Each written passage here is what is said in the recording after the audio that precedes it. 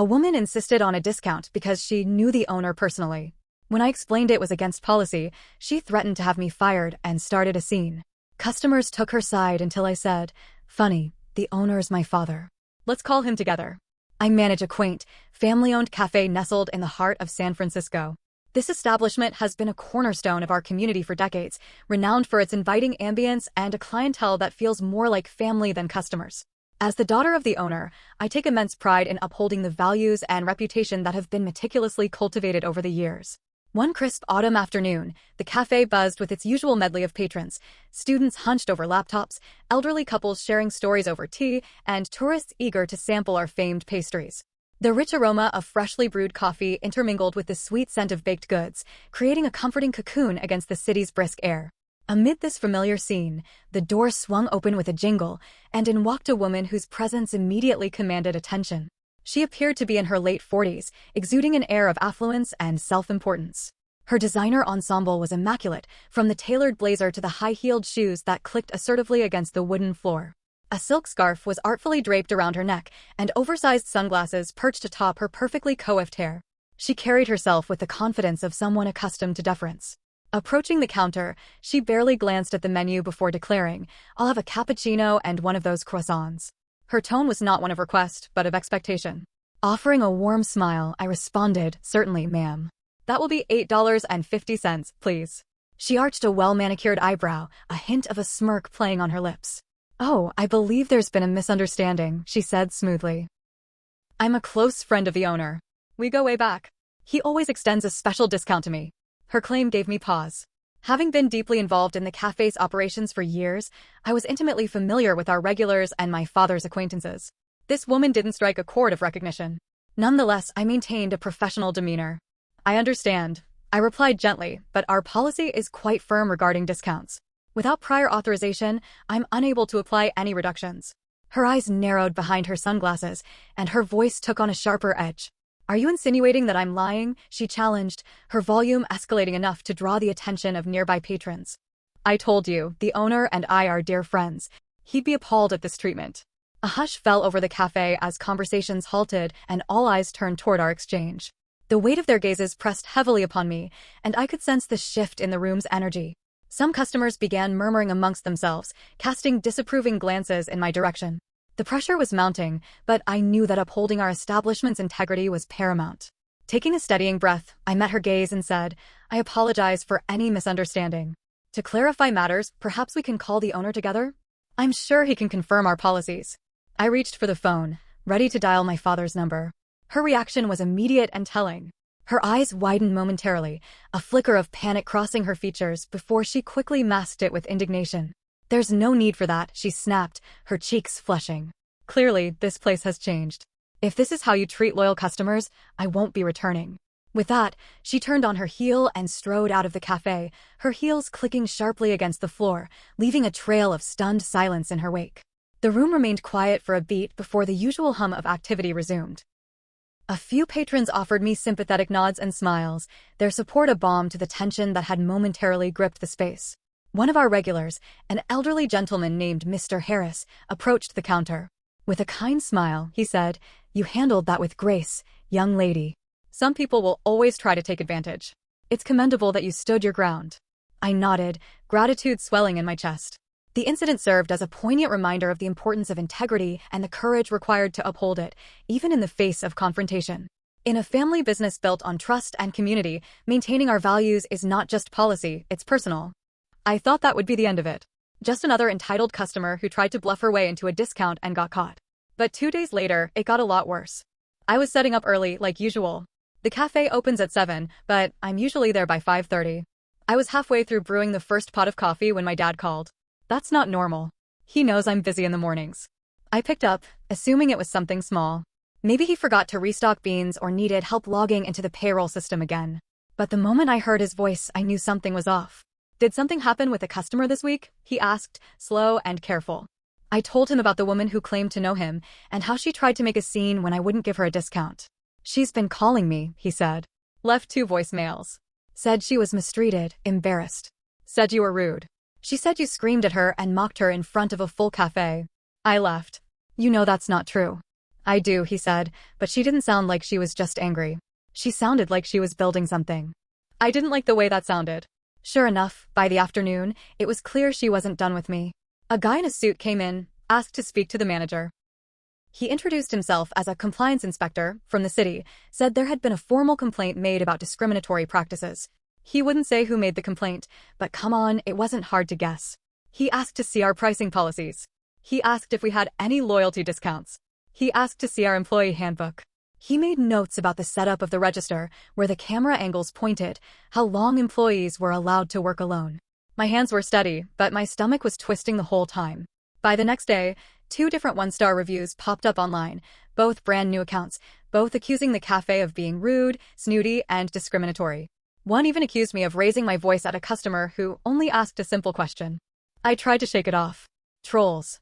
Bitter people. It happens. But then a blogger picked it up. Some lifestyle blogger wrote a whole blog post about how certain cafes in SF are gatekeeping spaces of privilege and how some managers abuse their power over customers. They didn't name us directly, but the post included a blurry photo of our front window. Anyone who knew the neighborhood would recognize it. Business dipped. Not by a lot, but enough. Regulars kept coming, but the walk-ins slowed. Our usually packed weekend was noticeably thinner. I knew I had to do something. So I started digging. I went through our old receipts to see if she had ever actually come in before. Nothing. Not even under similar names. No digital footprint. No loyalty card, no emails, no online orders.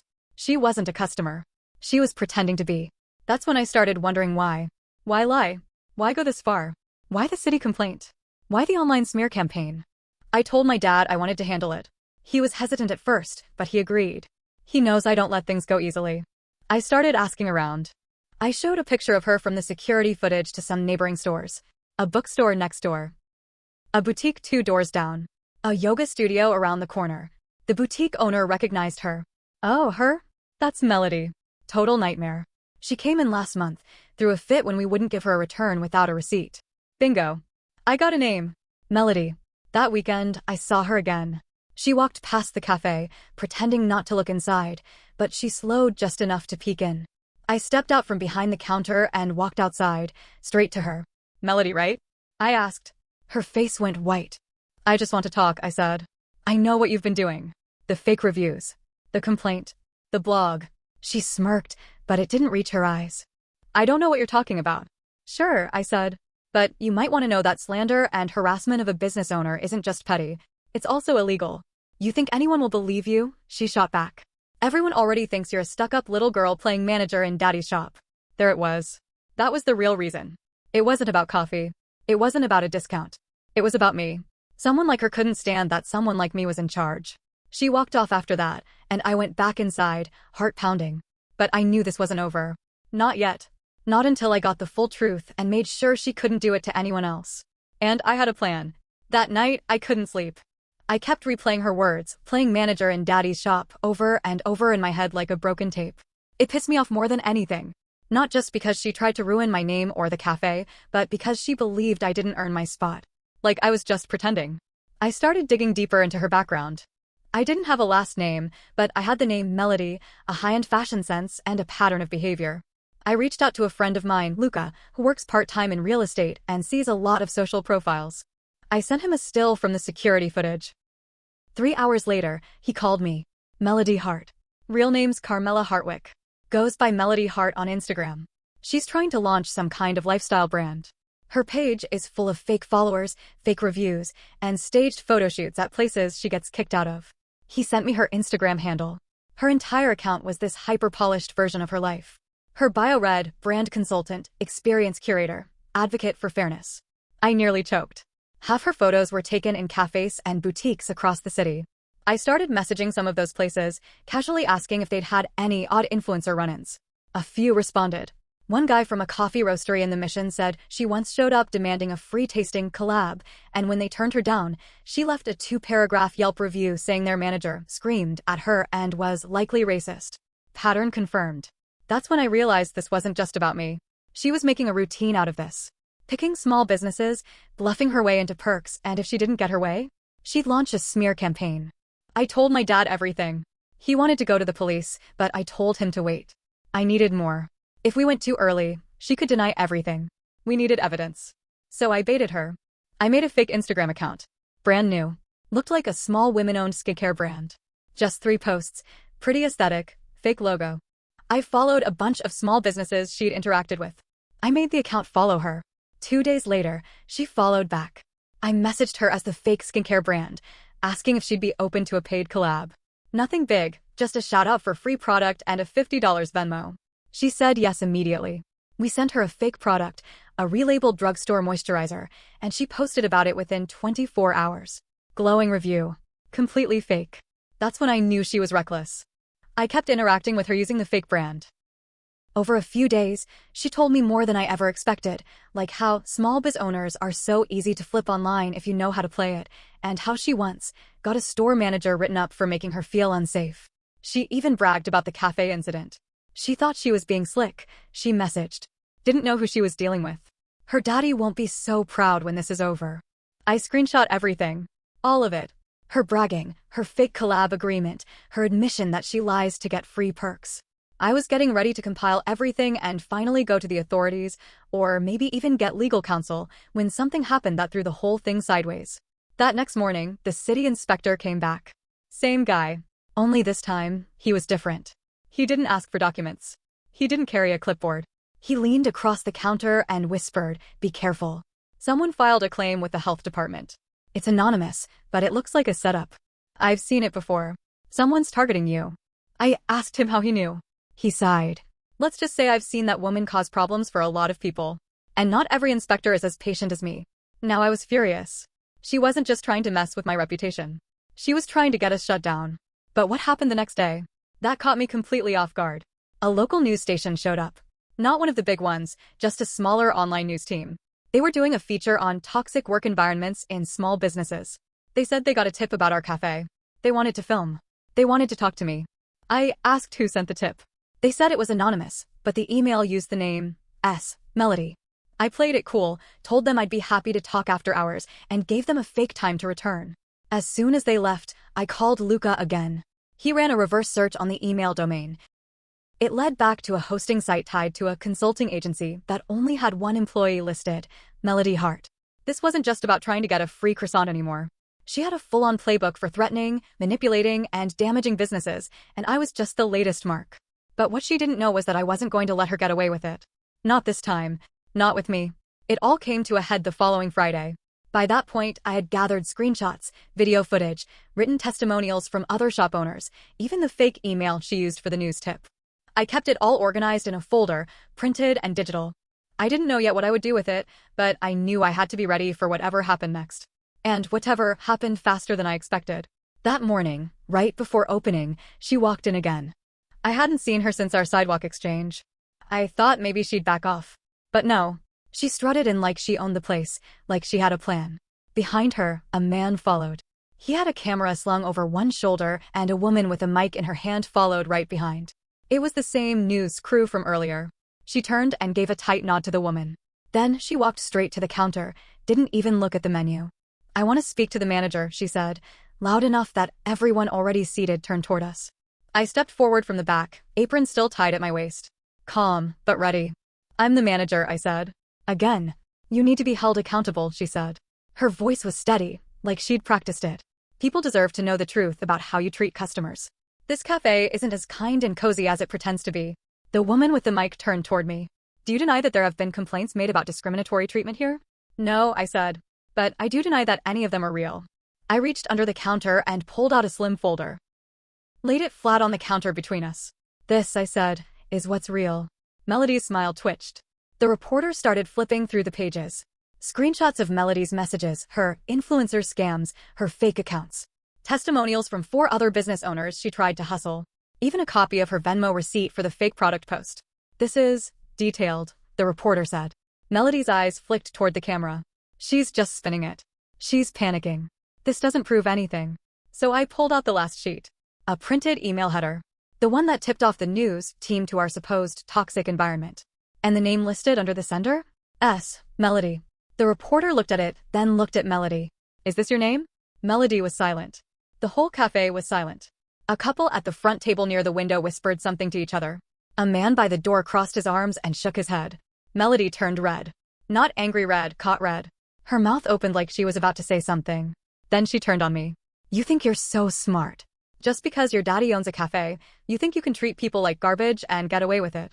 My father gave me the tools, I said, my voice low but firm. I built the rest. And the only one treating people like garbage is you. Her expression cracked. She looked at the camera, then back at the door. Then she turned and stormed out without another word, her heels echoing across the hardwood floor. The news team didn't follow. Instead, the woman with the mic lowered it and turned to me. I think we may have been misled. Yeah, I said, suddenly exhausted. You were. They apologized and left quietly. A few regulars came up after. One brought me a coffee on the house, she joked. Another said, you handled that better than I would have. I would have thrown her out 2 weeks ago. Mr. Harris, the elderly man who'd always sat near the window with his crossword, patted my hand and said, truth always gets there. Might be late, but it arrives. After everything settled, I went to the back, sat down, and stared at the wall for a long time. I wasn't angry anymore. I wasn't even relieved. I was tired. She could have ruined everything. She almost did. If I hadn't pushed back, if I hadn't had help from people like Luca and the other shop owners, maybe she would have. That's what stuck with me. How close she came. And how many people she probably did hurt before someone stopped her. Later that week, I reached out to a few of the businesses she targeted. We're working on something together, a kind of informal network to share warnings, resources, maybe even support each other with legal guidance if someone tries this again. As for my dad, he didn't say much about it. Just gave me a long look one night as we closed up, then said, you're stronger than I ever was at your age. I didn't answer. Just locked the door behind him and swept the floor like I always do. I'm not sure what's next. Business picked back up a bit. A few new people came in saying they'd heard about us through some weird drama online and wanted to see what the fuss was. Funny how that works. I still keep the folder behind the counter, just in case. It reminds me not to underestimate anyone, especially the people who walk in acting like they run the place. I learned a lot from all this. Mostly, that the quiet part of power isn't yelling or threatening or pretending you know someone important. It's standing still while someone tries to knock you over and watching them fall all by themselves. And honestly, that's enough for me.